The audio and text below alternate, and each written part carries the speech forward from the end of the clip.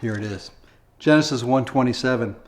So God created human beings in his own image. In the image of God did he create them. He created them male and female. This is such an interesting portion of Scripture because not only does it reveal the uniqueness of man's creation, that we were fashioned in God's image, but it also reveals how God decided to reflect his image by creating humankind, male and female. Now, God is saying the totality of my image is reflected when the two come together as one. This is why a healthy marriage between a man and a woman is so critically important for family life, because it's through the marriage relationship that God reveals and reflects his image to our children every single day. And this is also why marriage within the Christian community is such an integral part of our parenting, because of what it represents to our children. But there's more to this passage. The concept of male and female bearing the image of God also speaks to gender predispositions and propensities. Men and women are different by God's intentional design. Women are by nature more tender and gentle and patient and certainly nurturing. This speaks to the gentle side of God's character. In contrast, men are more protective, they're watchful, provider, hunter, gatherer, and certainly dominion sensitive. This speaks to the masculine side of God's nature. Now, the point to be made is this.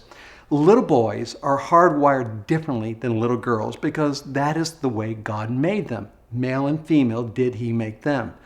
And the best thing we can do for our children as a mom and dad is to recognize and appreciate and certainly nurture the children's unique gender predispositions.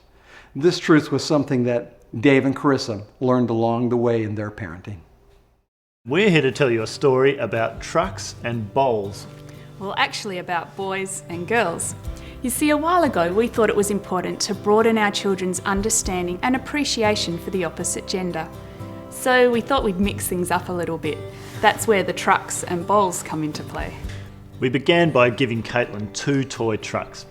Big 18-wheelers with massive chrome grills and real rubber tyres. I was looking forward to playing with them myself. And for the boys, we thought we'd teach them how to bake a cake. So we went into the kitchen and got out the bowls and the spoons and laid all the ingredients out on the kitchen bench. That was when the front doorbell rang. That's right, and by the time I came back from answering the door, well, the kitchen looked more like a battle scene than it did the cooking channel. The boys had the bowls on their heads as helmets and the spoons were now swords. And honey, I've got to say, after all of the hundreds of cakes that I've baked in my time, it never once occurred to me to put a bowl on my head as a helmet. The point is, we've learned that God made boys and girls uniquely different. We encourage our boys to be boys and our girls to be girls. Our daughters need to know that they're loved, protected, and beautiful. Yeah, and our boys need to know that they have what it takes to provide and protect and to one day lead their own families. Maybe that's why they turn bowls into helmets. As for Caitlin, what did she do with those trucks? And they lived happily ever after. The end. Susie, John, now you be good little trucks and have a nice nap. And Mummy will be back. Mwah. What we just witnessed is something that every grandmother understands. If you put in a room the following toys, a car, ball, a stick, or maybe a nice cute doll or blanket, or a colorful plate, little boys immediately gravitate towards the car, the ball, and the stick, while little girls would naturally drift to the doll, the blanket, and the plate. Now, this is not just a case of social conditioning because it doesn't really matter where the child is from, whether it be a complex society like our own or a simple tribal setting in the rainforest. Little boys are hardwired with a trail of masculine propensities that distinctly separate them from little girls. So what am I saying here?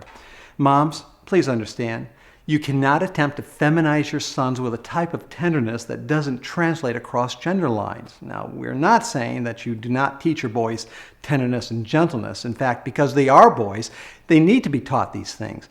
But what we are saying is that your little boys will probably never quite get into the tea party scene. And for you dads, well, your little girls will probably not try to jump off the back of the couch pretending to be a tag team wrestler in some kind of a match.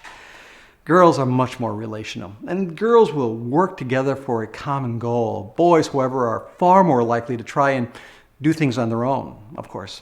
I guess every wife understands that truth. I mean, just think through the number of times you have offered directions to your husband only to hear, "I know where I'm going," as you once again turn down the wrong direction.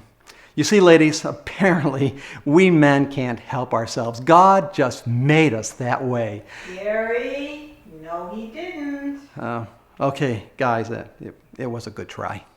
We hope you enjoyed this video. Please like and subscribe to see more, and check out the growingfamilies.life website to find more resources and to get connected.